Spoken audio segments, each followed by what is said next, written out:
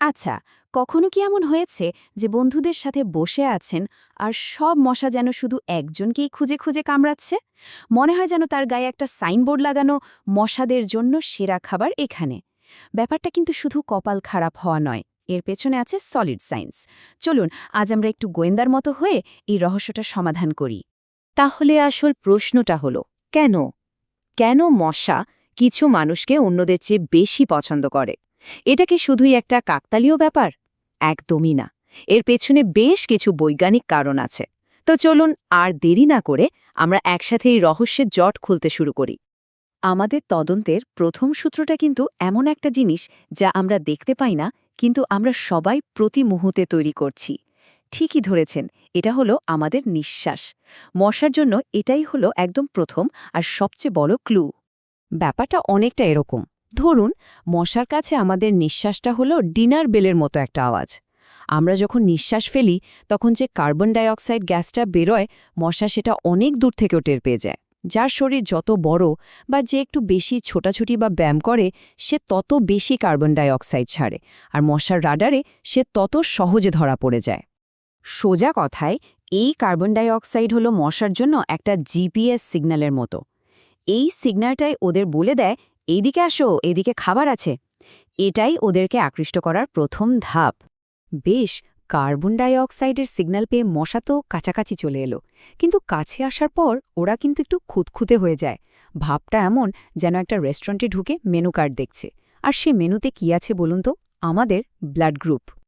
হ্যাঁ, শুনতে খুবই অদ্ভুত লাগলেও এটাই সত্যি। সব মানুষের রক্ত মশাদের কাছে একরকম লাগে না, ওদেরও কিন্তু পছন্দের ফ্লেভার আছে।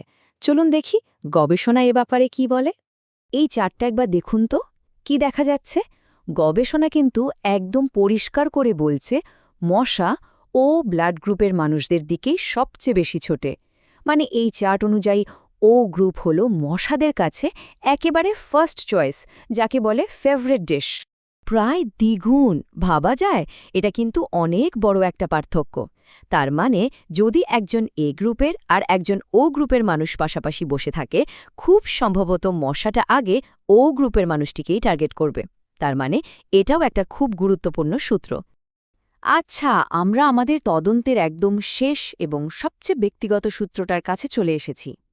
নিঃশ্বাস গেল, ব্লাড গ্রুপও গেল, কিন্তু আরও একটা জিনিস আছে যা আমাদের প্রত্যেককে মশাদের কাছে আলাদা করে তোলে। আর সেটা হলো আমাদের ত্বকের একেবারে নিজস্ব একটা গন্ধ। ঠিক যেমন আমাদের প্রত্যেকের ফিঙ্গারপ্রিন্ট আলাদা হয়, তেমনি আমাদের ত্বকের গন্ধের রেসিপিটাও কিন্তু একদম ইউনিক। এই গন্ধটা আসে আমাদের ত্বকে থাকা কোটি কোটি নিরীহ ব্যাকটেরিয়া থেকে।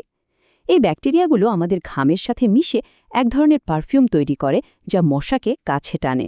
চলুন বিষয়টা আর একটু সহজ করে বুঝি। আমাদের ত্বকে যে ভালো ব্যাকটেরিয়াগুলো থাকে, ওরা আমাদের ঘামকে ভেঙে ল্যাকটিক অ্যাসিড বা অ্যামোনিয়ার মতো কিছু রাসায়নিক তৈরি করে। এই সব কিছুর মিশ্রণটাই হলো আমাদের ব্যক্তিগত সিগনেচার সেন্ট। আর কিছু কিছু গন্ধের কম্বিনেশন মশাদের কাছে এতটাই প্রিয় যে ওরা সেদিকে না গিয়ে পারেই না। বেশ, তাহলে আমরা আমাদের তিনটে প্রধান সূত্র পেয়ে গেছি: নিঃশ্বাসের সিগন্যাল, রক্তের মেনু আর ত্বকের নিজস্ব গন্ধ। এখন সবগুলোকে এক করার পালা, আর এই মশা রহস্য সমাধান করার পালা। তাহলে পুরো ব্যাপারটা কি দাঁড়ালো? প্রথমে মশা অনেক দূর থেকে আমাদের নিঃশ্বাসের কার্বন ডাইঅক্সাইড শুঁকে আমাদের দিকে এগোতে থাকে। যখন একটু কাছাকাছি আসে, তখন আমাদের ত্বকের ওই বিশেষ গন্ধটা ওদের আরও কাছে টেনে আনে। আর একেবারে শেষে কামড় দেওয়ার চূড়ান্ত সিদ্ধান্ত নেওয়ার সময় আমাদের ব্লাড গ্রুপটাও একটা বড় ফ্যাক্টর হয়ে দাঁড়াতে পারে। সুতরাং রহস্যটা তাহলে সমাধান হলো কোনো একটা কারণে নয়, বরং কার্বন ডাইঅক্সাইড, ত্বকের গন্ধ আর রক্তের গ্রুপ, এই সব কিছুর একটা জটিল কম্বিনেশনের কারণেই কেউ কেউ হয়ে ওঠে মশা ম্যাগনেট। তো এই সব জেনে আমাদের লাভটা কি? শুধু কি আড্ডার বিষয়? না, একবার ভেবে দেখুন, বিজ্ঞানীরা যদি এই জ্ঞানটা কাজে লাগান, যদি এমন কোনো লোশন বা স্প্রে বানানো যায় যা আমাদের ত্বকের গন্ধটাকেই বদলে দেবে, মানে মশাদের কাছে আমাদের গন্ধটা একদমই বাজে করে তুলবে, ভাবা যায়? এই জ্ঞানটা কিন্তু ভবিষ্যতে মশা তাড়ানোর পুরো সিস্টেমটাই পাল্টে দিতে পারে। দারুণ একটা ব্যাপার, তাই না?